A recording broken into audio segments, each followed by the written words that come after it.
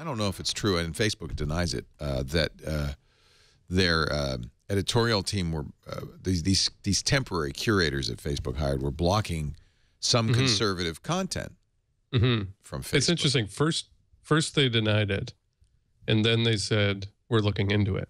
Oh, so those two things are mutually incompatible. Right. Like either it didn't happen or you're looking into it.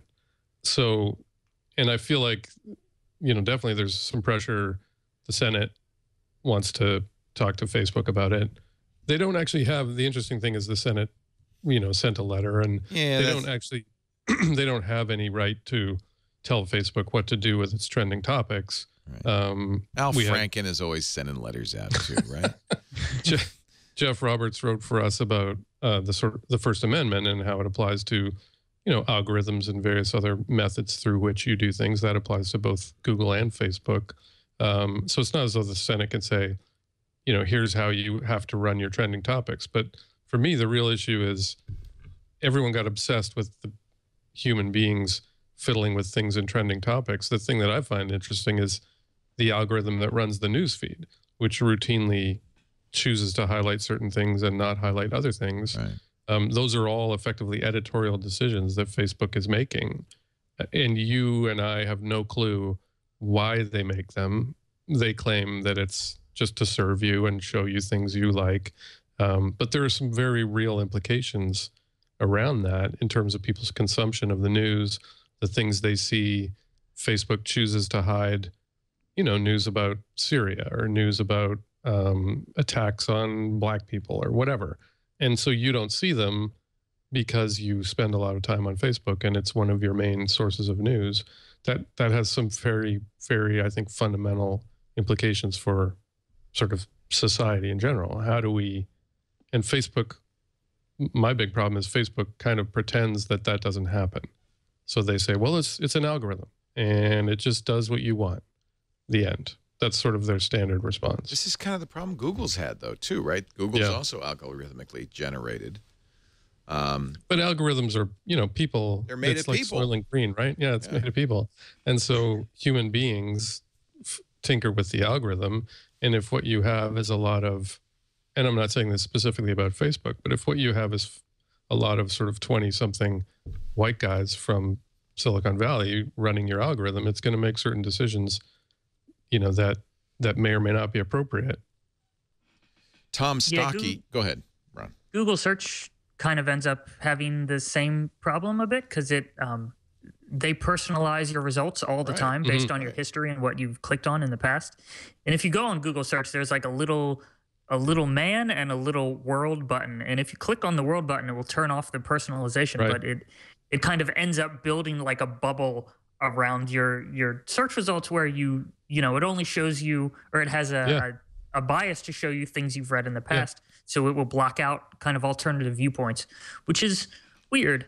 But it's good for some stuff because like I can type in almost anything and it will be related to Android because of my search habits and research and all that. But if you're searching for political stuff or whatever, it's weird and kind of unwanted. It's actually a little more of an issue with Google. It's easy to adjust the Facebook algorithm. I just ended up following all the candidates, Republican and Democratic, for president, and that really helped create a more broad feed.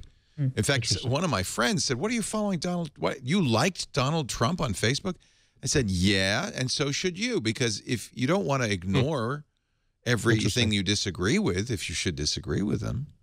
But lots of people do. That's but if people do that, they do that effort. Yeah, they probably do it in their life as well.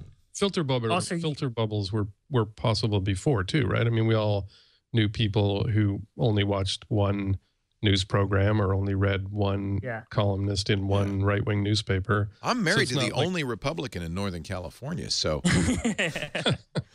I know about filter bubbles, baby. But with the liking Donald Trump thing, it's like you have to read something first in order to disagree with it. So So click the like button because how else will you know if you hate something? And I follow the libertarian Gary Johnson and everything. I mean, I think it's good to do that, and it broadens you. And But people are going to, you know, I know a lot of people put their finger on both sides. Have put their finger in their ears when somebody says something from the other side. Yeah, that's not. But that's just human. The thing I find Facebook interesting and is Google can't fix that. I mean, Facebook has talked in the past about doing research into how the structure of the newsfeed affects people's political behavior, affects the way they see the world, affects, you know, whether they vote, things like that. There's a huge amount of power when you're as big and influential as Facebook is. And I know, you know, journalist friends have said, well, newspapers and editors make editorial decisions about what to include in their version of the newsfeed, which is the web page or the website or the newspaper. But there is no newspaper that is as big as Facebook. There is no newspaper on which, you know, 60% of millennials find most of their political news. Right. There just simply has never been a media entity like that before. You know, I've been saying this for years about Google, and I say it now about Facebook, because they both wield immense power. And they are private corporations that aren't required to be balanced and fair in any way, but they have but I think there's a higher moral responsibility on for both parties. And the thing is, neither one of them is particular. Google's gotten a lot better. I mean, I think years of criticism of things like Google News they've gotten a lot better. Facebook is still refusing to even have the discussion. So when all this stuff comes up, they just go silent, or they come out with a statement that says, you know, the algorithm is this magical thing that chooses things based on your behavior, and we're totally scrupulously fair and objective, or whatever, which just simply can't be true. So I would much rather they at least started having the discussions, started saying, yes, you're right. We are a big media entity. The things we do can have these huge social effects. And so we should talk about that. Yeah.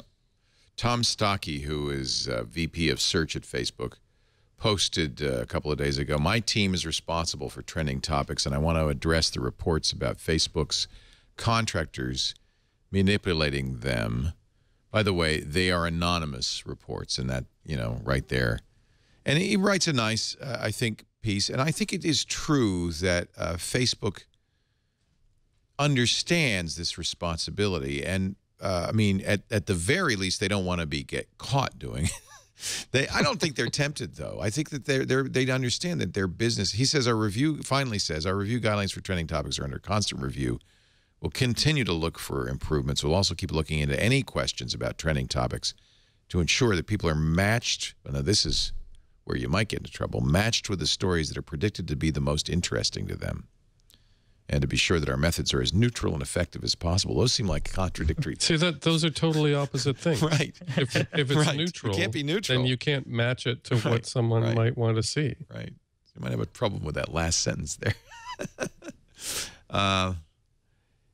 It's a difficult thing to do, but, you know, I think I would not expect Facebook to in any way be trying to manipulate the feed. I mean, you can't imagine somebody sidling up to Mark Zuckerberg and saying, Mark, what would it take for you to throw me the presidential?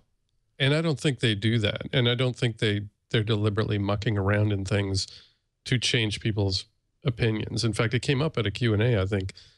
Facebook employees said, should we be doing something to stop Donald Trump? Right. And, you know, everyone said, well, no, that's not what we would do. And that's not part of what we're supposed to do. My problem is that they will sort of accidentally do things that affect the way people vote, or when they vote, or who they vote for, or how they see the world, by pursuing their other interests. Right. So not deliberately. Right. It sort of acts as a secondary effect. It's an interesting question. Yeah, see, there's an article for Fortune written by a colleague of yours, Ian Mount. Facebook employees, big Hillary Clinton donors. But Facebook, you know, that's neither here nor there. I would hope that their politics would not intrude into their algorithm. There's always the potential, though, for unconscious. Well, and some people pointed out the things that, if you look at the things that were removed, or that these anonymous sources said were removed from trending topics, it was garbage news reports from right-wing news sites that have no basis in fact. And so I guess it's a little like payday loans. Those are the sort of political reporting version of payday loans. We can all agree, well, that's dumb. You shouldn't include that because it's garbage. But what about the next thing? Right. Or what about this other link that's slightly more credible? Who says it's garbage, right? Right.